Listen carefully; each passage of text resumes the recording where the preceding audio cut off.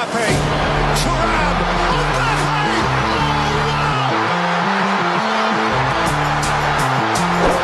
He is an awesome force of nature! እንደ አመድ የተበተነ 100 ሚሊዮን ዩሮ እንደ ቅጠል የረገፈ የትንባክኖ የቀረ አንጡራ ሀብት መቅኔው የፈሰሰ ጉልበት በእንግሊዝ ገበያ አንድ ንጹህ ግብ በ10 ሚሊዮን ዩሮ ሲመነዘር ዋለ። ይህ ጥቁር ገበያውን ሳይጨምር በግላጭ በአደባባይ በፀሐይ በጉባኤ የተደረገ ግብይት ነው። የከሰረው ጃክ ግሪሊሽ ወይንስ የኢታድ ሰዎች? የጃክ ግሪሊሽ የቁልቁለት ጉዞና የ100 ሚሊዮን ዩሮ ጉዳይ የዛሬ ሌጀንድ ስፖርት ጥንቅራችን ትኩረት ነው። አብራችሁን ዝለቁ። ይህንን ቻናል ላይክ፣ ሼር፣ ሰብስክራይብ በማድረግ የተለያዩ አዳዲስና ታሪካዊ ስፖርታዊ መረጃዎች ይድረሷችሁ። እንቀጥላለን። Mbappe, Thuram, Mbappe!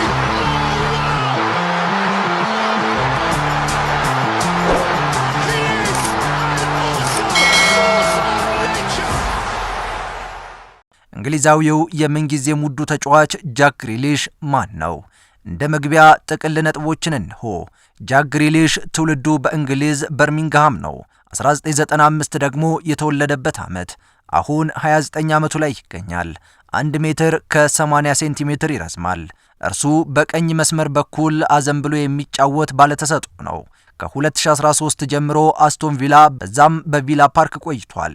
ከ2013 እስከ 2021 ድፍን 8 ዓመታትን በ8 ዓመታቱ ውስጥ ለአስቶን ቪላ ከሰጠው ግልጋሎት ይልቅ በመጨረሻው ዓመት ያም ማለት በ2021 የውድድር ዓመት የነበረው ድንቅ ብቃት የመጀመሪያዎቹን 7 ዓመታት ልፋት የካሰ ነበር ማለት ይቻላል። የበርሚንግሃሙ ሰው ጃክ ግሪሊሽ በዚያን ዓመት ያሳየው ድንቅ ብቃት የኢታድ ሰዎችን ቀልብ ገዛ።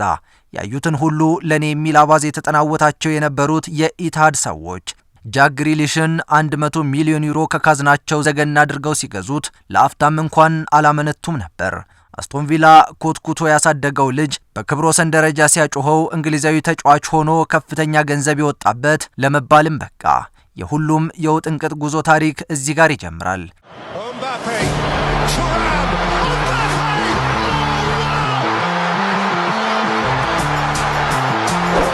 He is an awesome force of nature! መስቀለኛ መንገድ ላይ የቆመው ጃክ ግሪሊሽና የቁልቁለት ጉዞ። የጃክ ግሪሊሽ የቁልቁለት ጉዞ ታሪክ ማንሳት የምንጀምረው እጅግ የቅርብ ጊዜ ታሪክን በመጥቀስ ነው። ማንቸስተር ሲቲ በአውሮፓ ሻምፒየንስ ሊግ በምድብ ጨዋታ ላይ ከክለብ ብሩዥ ጋር ጨዋታውን ሲያደርግ አሰልጣኝ ፔፕ ጋርዲዮላ አንዳች ነገር አደረጉ። ከስፔኑ ክለብ ጂሮና በ30 ሚሊዮን ዩሮ የገዙትን ሳቪኒዮን የመጀመሪያ ተመራጭ አድርገው አሰለፉት። ልብ በሉ 100 ሚሊዮን ዩሮ ወጪ ተደርጎበት ከአስቶን ቪላ ኢታድ የደረሰው ግሪሊሽ ተቀያሪ ወንበር ላይ ተቀምጧል። የ29 ዓመቱ ግሪሊሽ ነጠላ ደቂቃ እንኳን ለመጫወት እድል አላገኘም።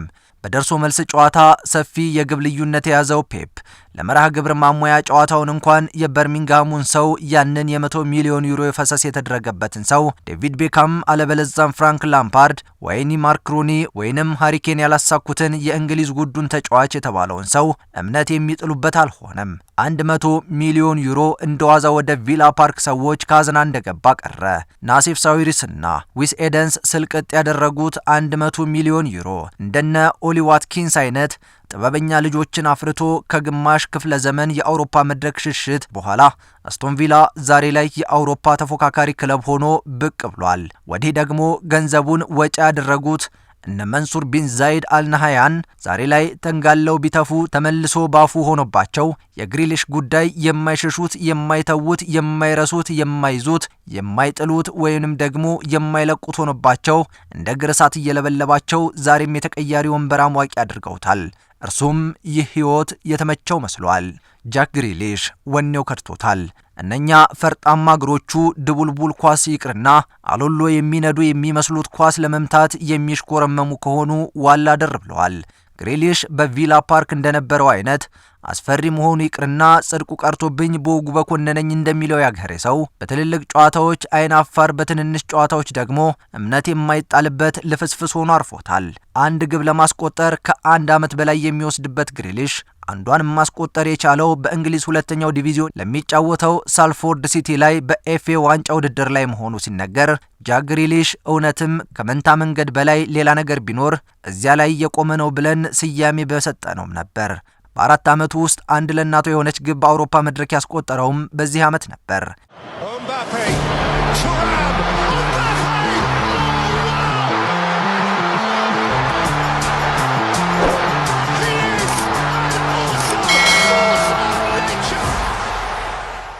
ኒኮ ጎንዛሌዝ እና ኦማር ማርሙሽ በሲቲ ቤት መጥተው አዲስ አብዮተኛ መሆናቸው ደግሞ የግሪሊሽን ሕይወት የበለጠ ውስብስብ ታሪክ ውስጥ እንዲገባ አድርገውታል። ግሪሊሽ አሁን ላይ በሲቲ ቤት ትክክለኛው ቦታ ምን ላይ እንደሆነ እንኳን ለማወቅ አሰልጣኙ እየተፈተኑ ስለመሆናቸው ግልጽ ነው። አንዳንዴ የመስመር ተመላላሽ፣ ደግሞም አንዳንዴ የፊት መስመር አጥቂ፣ አልፎ አልፎም ተደራቢ አጥቂ አማካኝ ሆኖ ይጫወታል። ይሁንና በእነዚህ ሁሉ ቦታዎች ላይ ግሪሊሽ ትክክለኛ ማረፊያውን አላገኘም። ለዚህ ሁሉ መስቀልቀል የማይገባውን ገንዘብ ከአቅሙ በላይ መሸከሙ አቅሊዮን እንዲስት አድርጎታል የሚሉት እንደ ሰማይ ከዋክብት የበዙ አስተያየት ሰጪዎች ናቸው። ከዛሬ 2 ዓመታት በፊት በአውሮፓ ሻምፒዮንስ ሊግ፣ በኤፍኤ ካፕና በፕሪሚየር ሊግ ፍልሚያዎች ፊት አውራሪ የነበረው ጃክ ግሪሊሽ ዛሬ ላይ ካለመኖር እኩል እየተቆጠረ ነው። ለዚህ ሁሉ ምክንያቱ ደግሞ መጠጥ፣ እንቅልፍ ማጣትና የአሰልጣኞችን ምክር ገሸሽ አድርጎ በጊዜያዊ ስሜት መነዳትን ማስቀደም እንደሆነ ብዙዎች ይስማማሉ። ግን ተጫዋቹ አሁንም መስሚያ ያለው አይመስልም። በመጠጥ ሱስ ናውዟል ተብሎ የሚታማው ጃክ ግሪሊሽ እርሱ ግን በፍጹም አይኔን ግንባር ያድርገው እያለ ነው የሚገኘው።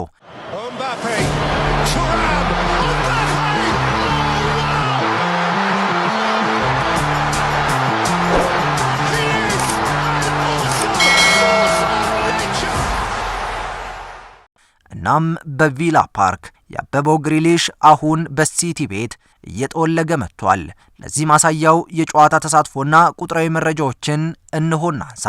ግሪሊሽ ሲቲን በተቀላቀለበት ዓመት በጠቅላላው 6 ግቦችን አስቆጠረ። ልብ በሉ፣ ይሄ ቁጥር በሁሉም ውድድሮች ላይ የተቆጠሩ ናቸው። ቀጣዩ ዓመት በአንድ ጭጣቶች የሚቆጠሩ ግቦችን አስቆጠረ። በሶስተኛው ዓመትም ከዚህ የማይበልጡ ግቦችን ለክለቡ ሲያስቆጠር፣ በአራተኛው ዓመት ግን 2 ግቦችን ብቻ አስቆጠረ። 100 ሚሊዮን ዩሮ የወጣበት ተጫዋች በ4 ዓመት ጊዜ ውስጥ ለክለቡ ያስቆጠራቸው ግቦች ከ15 የሚዘሉ አይደሉም። ከነዚህም መካከል በትልልቅ መድረኮች የተቆጠሩ ግቦች 10 ብቻ መሆናቸው ሲነገር፣ ማንቸስተር ሲቲ በእንግሊዝ ነፃ ገበያ አንድ ግብ በ10 ሚሊዮን ዩሮ ሸምቷል እንደማለት ነው። ገበያ የሚሰጠውን የእናት ልጅ አሰጥም እንደሚሉ የቪላ ሰዎች አንድ ግብ በ10 ሚሊዮን ዩሮ ሸጠው ሲመለሱ በድምሩ የ100 ሚሊዮን ዩሮ ግብይት በመፈጸም ጭምር ነው። የአርሰናሉ ተከላካይ ጋብሪኤል ማጋሌሽ ከጃክ ግሪሊሽ በላይ ግቦችን አስቆጥሯል። በፕሪሚየር ሊጉ ሌሎችም ተከላካይ መስመር ተጫዋቾች ከግሪሊሽ የበለጠ ግቦችን አስቆጥረዋል። በወቅታዊ ብቃቱ የማንቸስተር ዩናይትድ ደጋፊዎች ከሐሜት መንደር የማያስወጡት ሃሪ ማጓየር እንኳን በ2024 ከጃክ ግሪሊሽ የተሻለ ውጤት አስመዝግቧል። በውድድር ዓመቱ 2 ግቦችን ሲያስቆጥር፣ ይህ በአውሮፓ ሊግና በፕሪሚየር ሊግ ጨዋታዎች በእያንዳንዳቸው አንዳንድ ግቦችን ማስቆጠር ሲችል 45 ጨዋታዎች ያደረገው ጃክ ግሪሊሽ በውድድር ዓመቱ ምንም አይነት ግብ ማስቆጠር አልቻለም።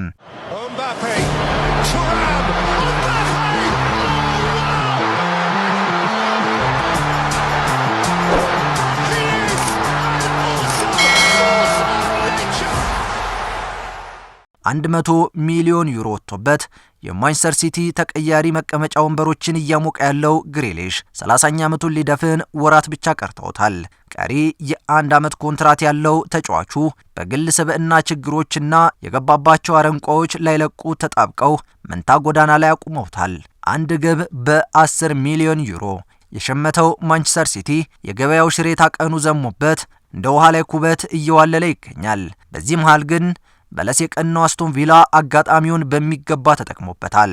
30ኛ ዓመት ልደት በዓሉ ዋዜማ ላይ ያለው ጃክ ግሪሊሽ የቀጣይ ጉዞ በቀኝ ወይንም በግራ ወደፊት ወደ ኋላ አለበለዛም በሲቲ ቤት ባለበት እርገት ተብሎ ባለበት የሶምሶማ ሩጫን ሊያቀጥነው ይችላል። የ100 ሚሊዮን ባለክብር እንዳሞሌ ጨው የትም የሚገኝ ክብር አልባ ፍጡር። ያለፈው ጉዳይ ታሪክ፣ ቀሪው ጉዳይ ደግሞ ህልም ነው። ይህ ሌጀንድ ስፖርት ነው። ጥንቅራችን አበቃ።